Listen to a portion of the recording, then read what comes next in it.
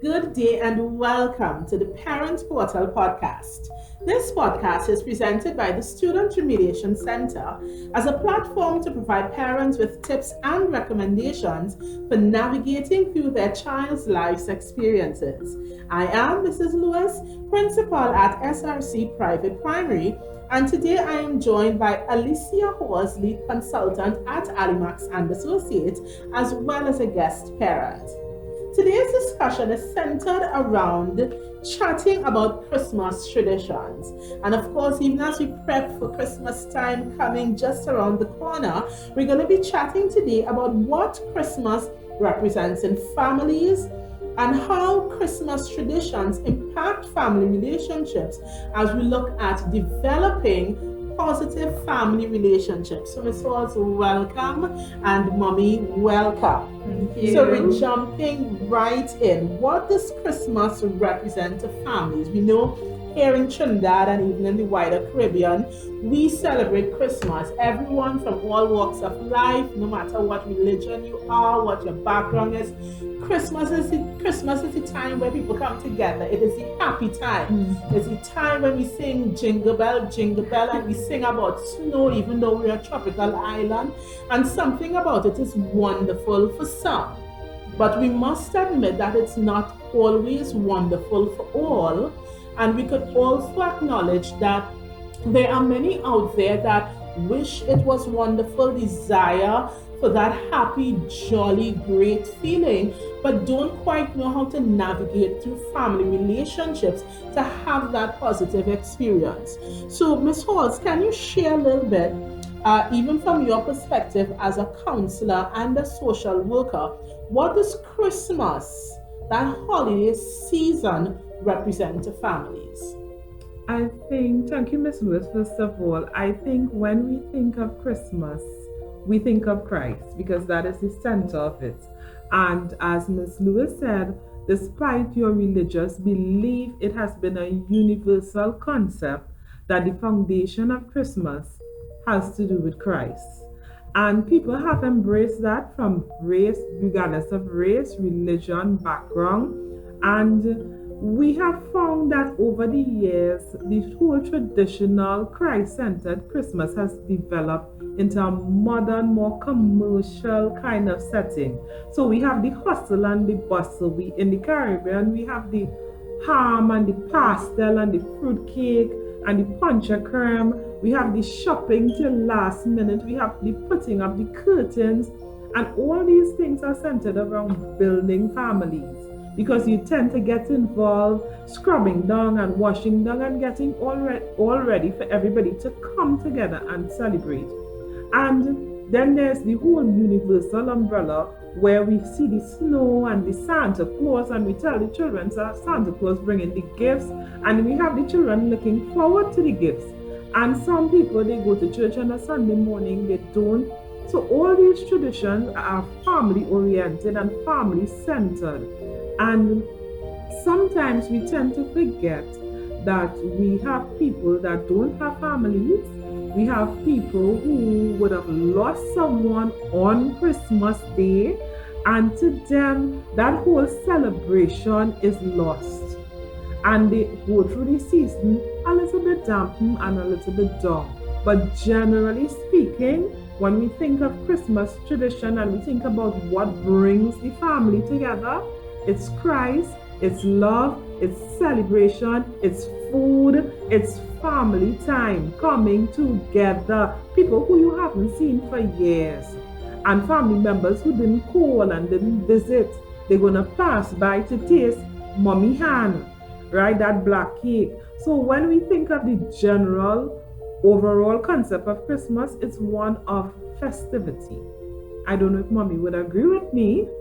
Of course, 100%. So with all of that being said, she didn't leave much for me to say. But in my personal opinion, I think Christmas brings togetherness. It brings a certain level of peace, and it brings a lot of giving. Togetherness in the sense that, like at most families, because we have such busy schedule, everybody works with a time and a schedule. But for Christmas, you'll find everybody coming together who's cleaning the windows, who's painting the house, who's scrubbing the yard. And also, as you said before, the actual festivities of Christmas where family, relatives, friends, lost ones, people come in from all over the world to celebrate because that's the tradition. The peace comes with the spirituality part of it, of course, Christ. And to me, I find, because as you said, everything is being commercialized, and how should I say, there's a word, I have the word in my head, but what is happening, I find that the spiritual part of Christmas is being lost as the generations come. So it's more about, as you said, going to the malls, Santa Claus, you know, we focus more on gifts are coming from Santa Claus. We live in the Caribbean, but we focus on to put snow on our windows, and you know, so even though we have all the festivities there, we are losing some of the traditions, and I believe families have to come together, and it's up to us. The sharing part of it, yes, we look forward to the gift giving and the gift receiving and so forth, and there's a tradition that I have really wanted to start a long time with my family, and I will take fault for it because we never went forward with it, and that is actually choosing whether we go and take the children to an old age home or a children's home. But during Christmas time, you find a lot of people go to the children's home because it's the whole concept of the gift giving and bringing the happiness. But I had discussed with my family years ago, and we never went forward, but I'm hoping that this Christmas we go forward with it and we go to an old age home, because the reality of it is that sometimes if you go to one of those homes, you'll realize there are some people there, family members have left them and forgotten about them. So even the basic necessities they don't have, and you know, you bring that sense of responsibility, you know, community responsibility.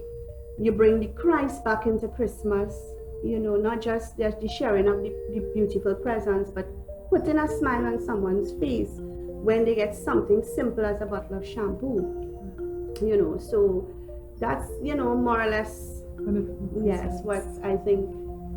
Two things stand out from both your contributions. To me, close bonds, where we could recognize that while we could talk about the biological family, I think also there's space to look at those we can include within our family traditions, include within the experience of Christmas.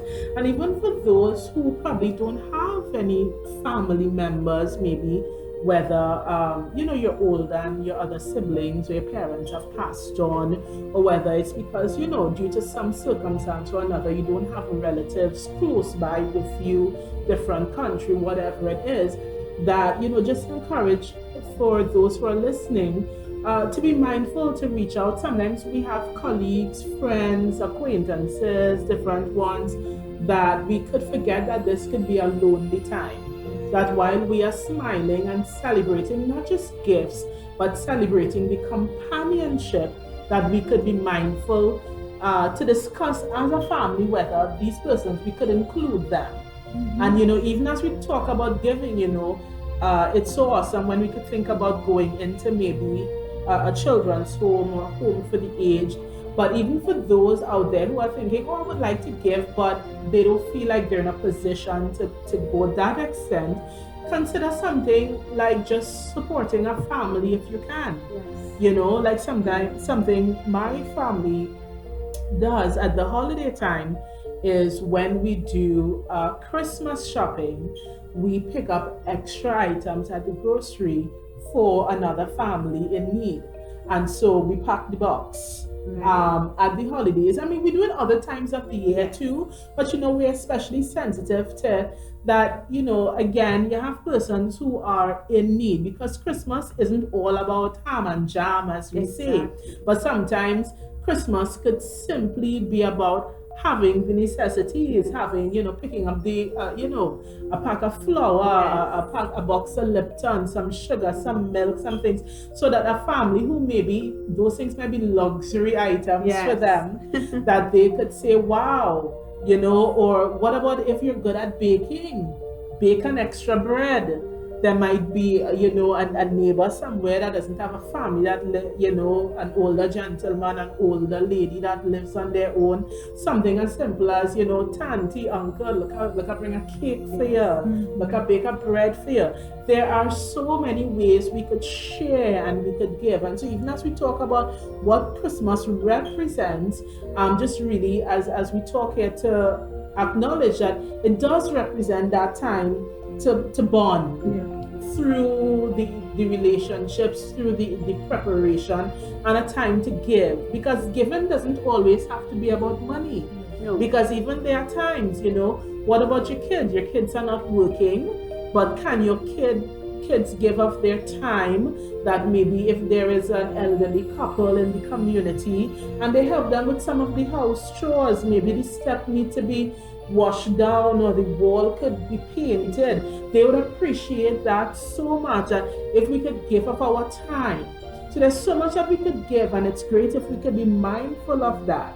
But as we consider, it's important to look at how Christmas impacts family relationships, because I'm sure we could all agree when we look at the impact of Christmas, in some ways it's awesome, but in some ways Christmas becomes a tense time more than the other times of year.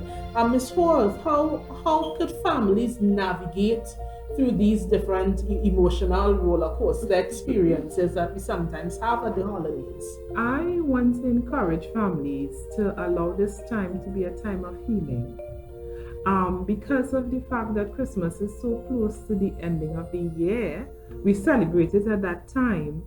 You can look at it as a time of moving forward and healing what we have broken relationships, emotions that have been damaged over the years. These things are not normally a one-time fix, but because of the fact that everything else seemed to be so jolly and happy, persons who are enduring pain, like persons who would have gone through a divorce, or a family that would have split up, or somebody who would have lost someone, this is a very reflective time to remember, to honor the human spirit, and to allow yourself to heal. And it does not take much in terms of, no, you don't have to drink any alcohol, no, you don't have to overeat.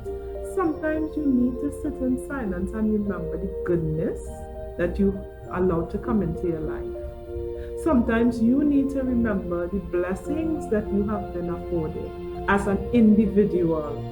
And despite of what negative situation that you have been facing, the very mere fact that you are alive and you have the ability to touch, taste, breathe, and feel is a gift in itself. And that in itself should be some sort of soothing and healing. And because you have that, and a lot of people will say, well, I don't have anything to share.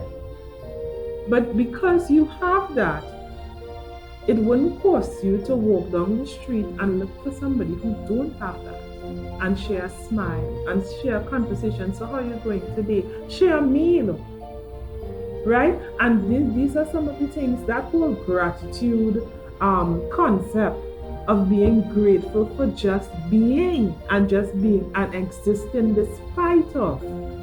We need to be mindful that sometimes our pain in comparison, and we're not gonna minimize our pain, but in comparison to other people's pain in Trinidad or in other parts of the world, could be so little.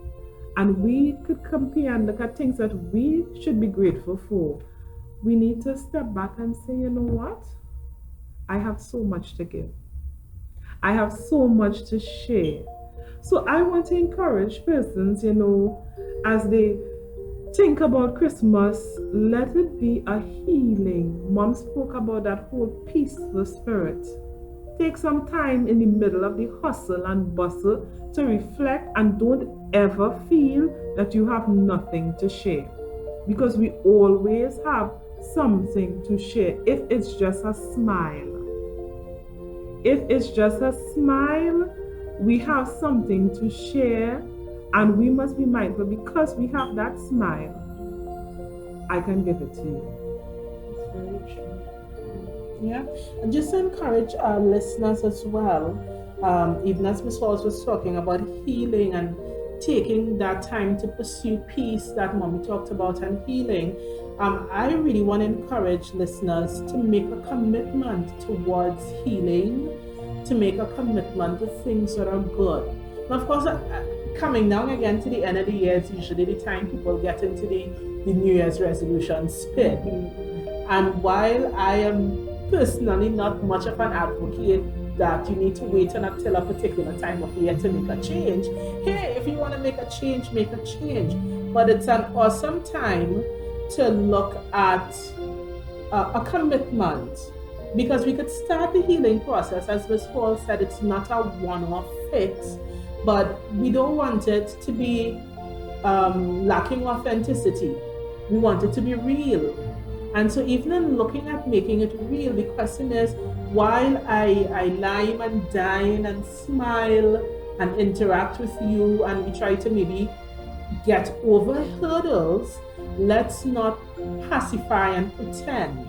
But rather, what we can do is make a commitment that if I was not in good relationship with someone, rather than continuing to point the finger, continuing to be mad, continuing to look at all the things that go wrong, what is the commitment we're willing to make to get it right? The commitment we're willing to make to encourage and to build and to have good relationship with others. Because as we make the commitment, it means beyond Christmas, we could continue to smile in January and April and October of the following year, right? Yeah. Because it wasn't just we knocked glasses and toasted because it's Christmas, and then I'm looking at you in the corner of my eyes come February, but that we could truly have that sense of love and openness. Mommy, what are your thoughts on this? Well, both Miss Lewis, Miss Hall, it's as if you all are living inside my brain this afternoon, because Ms. Lewis, while you were talking, forgiveness is what came to mind. And then Ms. Hall, you spoke about healing. And healing begins with forgiveness. Now, when I say forgiveness is so much harder to do than it sounds, especially forgiveness of self. And I speak from personal experience. And what we need to do is we really need to search. I would like for this Christmas, this very Christmas here, 2019, people listening and people out there who are listening to share, sit and look at yourself. You have to examine yourself. It's not about who hurt you, what they did. Sometimes we carry about ourselves in a way, this is me, I'm living my best life, and I don't care what anybody thinks about me, this is what I want to do. But while we are living our best life, we are hurting others. Sometimes we don't even realize. And maybe a friend, a sister, a brother might approach you and say, you notice you said this or you did that. And you take offense, and then that's a broken relationship. And I always tell my children, sometimes if someone is correcting you or somebody's saying something to you, listen. Listen to what they're saying. And listen to yourself, listen to your body language, your tone, the way you carry about yourself. And most of the time you will realize they are right to some degree. Forgiveness of yourself to move forward, right? As Ms. Hall, you talk about broken relationships, divorce, and so forth. And I realize, and again, as I say, I talk from personal experience, a method that we humans use to heal ourselves is to throw blame on others. And what that does, it cuts you down to zero. When you look at all the negative things, whether that was said to you, or sometimes what you're doing to yourself, things you face. I am a person, I thank God every day, and I believe it's a blessing that I got from a very young age, that I could find a positive in every negative. But it's not an easy thing, because even my husband tells me, I say, I can't do what you do. And sometimes I don't understand. I say, but it's easy.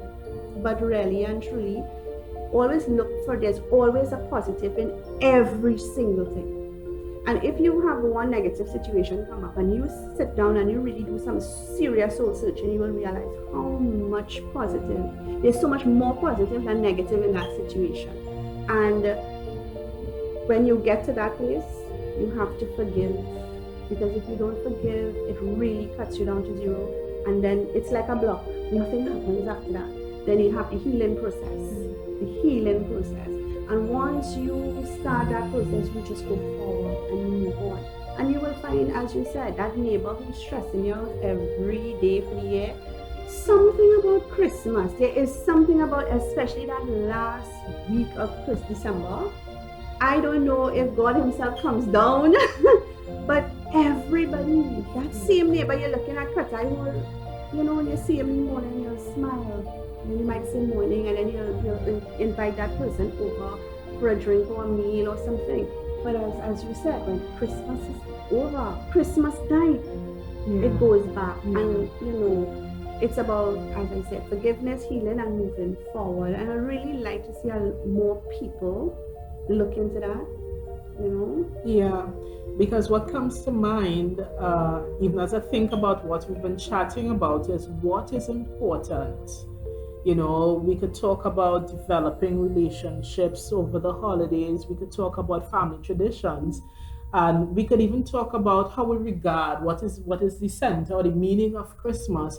But I think at the end it comes down in many regards to what is important. What's important to you as an individual, that would tell you whether you would prioritize healing, forgiveness. What is important to you as a family, that would tell you, hey, what do we spend our time doing, or what extra effort would we put out over the holidays when we start looking at what is important. So Ms. Halls, even as you know, we start to wind down on the conversation, do you have any prompts that you could provide to listeners to jog their consideration, to think maybe these are some things I should consider that can be important and bring positive results in my life or my family life?